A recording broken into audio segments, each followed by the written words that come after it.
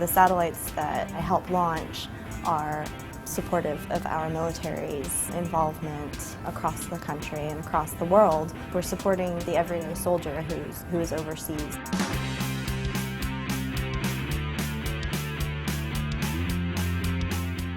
My first design class with Satellite Comm was fairly shortly after Hurricane Katrina had occurred.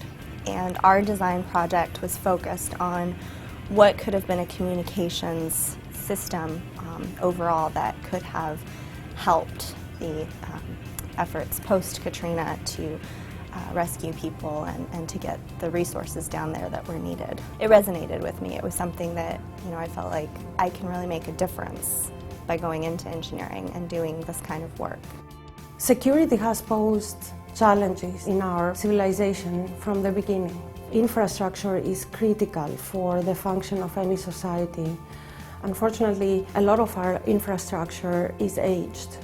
So we are dealing with a product that is already in a bad condition because of the use and the normal fatigue it would have. A big challenge is how we evaluate the risk and the cost associated with that risk in going further and retrofitting our infrastructure. It's hard to predict still with the technology we have the magnitude and the time that an earthquake is going to happen. And of course it's hard to get into the minds of terrorists that will think of different actions on our infrastructure. So we need more and more bright people to get involved in these challenges.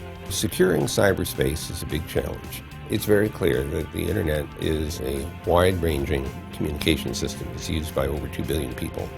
We are clearly and deeply dependent on this communication system for an increasing number of things we do every day. So it's essential that this medium be increasingly reliable and increasingly secure. If the internet is penetrable, or if people can do bad things on the net, if they can penetrate your computer, if they can get in and do keyloggers to catch your usernames and passwords and so on, there's all kinds of really bad abuse that can happen, whether it's identity theft or the access to an account that you don't want somebody to have, or exposure of personal information that you didn't want to share.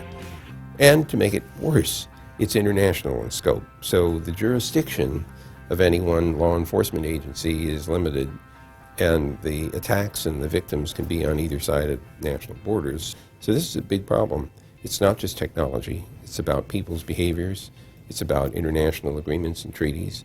And it's about better quality software. So there's lots of work to be done. It deserves the title Grand Challenge.